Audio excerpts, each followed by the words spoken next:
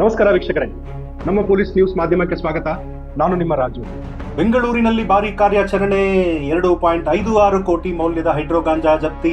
ಹೌದು ವೀಕ್ಷಕರೇ, ಬೆಂಗಳೂರಿನ ಅಶೋಕ್ ನಗರ ಮತ್ತು ಮಲ್ಲೇಶ್ವರಂ ಪೊಲೀಸ್ ಠಾಣಾ ವ್ಯಾಪ್ತಿಯಲ್ಲಿ ಅಕ್ರಮವಾಗಿ ಮಾದಕ ವಸ್ತು ಮಾರಾಟ ಮಾಡುತ್ತಿದ್ದ 5 ಅಂತಾರಾಜ್ಯ ಡ್ರಗ್ಸ್ ಪೆಡ್ಲರ್ ಗಳನ್ನು ಪೊಲೀಸರು ಬಂಧಿಸಿದ್ದಾರೆ. ಖಚಿತ ಮಾಹಿತಿಯ ಮೇರೆಗೆ ದಾಳಿ ನಡೆಸಿದ ಪೊಲೀಸರು ಆರೋಪಿಗಳಿಂದ ಬರೋಬ್ಬರಿ 3 ಕೆಜಿ 686 ಗ್ರಾಂ ಹೈಡ್ರೋ ಗಾಂಜಾವನ್ನು ವಶಪಡಿಸಿಕೊಂಡಿದ್ದಾರೆ.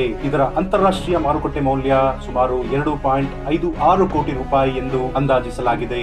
ಬಂಧಿತರು ಕಾಲೇಜ್ ವಿದ್ಯಾರ್ಥಿಗಳು ಹಾಗೂ ಸಾರ್ವಜನಿಕರನ್ನು ಗುರಿಯಾಗಿಸಿಕೊಂಡು ಹೊರ ರಾಜ್ಯಗಳಿಂದ ಕಡಿಮೆ ಬೆಲೆಗೆ ಈ ಮಾದಕ ವಸ್ತುವನ್ನು ತಂದು ನಗರದಲ್ಲಿ ಹೆಚ್ಚಿನ ಬೆಲೆಗೆ ಮಾರಾಟ ಮಾಡುತ್ತಿದ್ದರು ಎಂದು ವಿಚಾರಣೆಯಿಂದ ತಿಳಿದು ಬಂದಿದೆ. ಸದ್ಯ 5 ಆರೋಪಿಗಳನ್ನು ನ್ಯಾಯಾಂಗ ಬಂಧನಕ್ಕೆ ಒಪ್ಪಿಸಲಾಗಿದ್ದು, ಇವರಿಗೆ ಡ್ರಗ್ಸ್ ಪೂರೈಕೆ ಮಾಡುತ್ತಿದ್ದ ಮುಖ್ಯಸ್ಥರಿಗಾಗಿ ಹುಡುಕಾಟ ಮುಂದುವರೆದಿದೆ.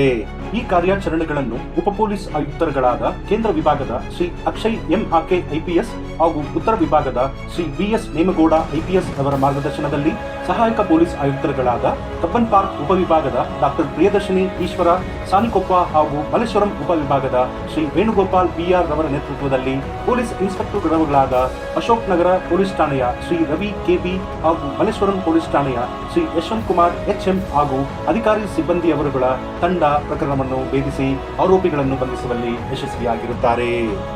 ಎಕ್ಸ್ಕ್ಲೂಸಿವ್ ಪೊಲೀಸ್ ನ್ಯೂಸ್ಗಾಗಿ ಸದಾ ನೋಡ್ತಾ ಇರಿ ನಮ್ಮ ಪೊಲೀಸ್ ನ್ಯೂಸ್. ಧನ್ಯವಾದಗಳು.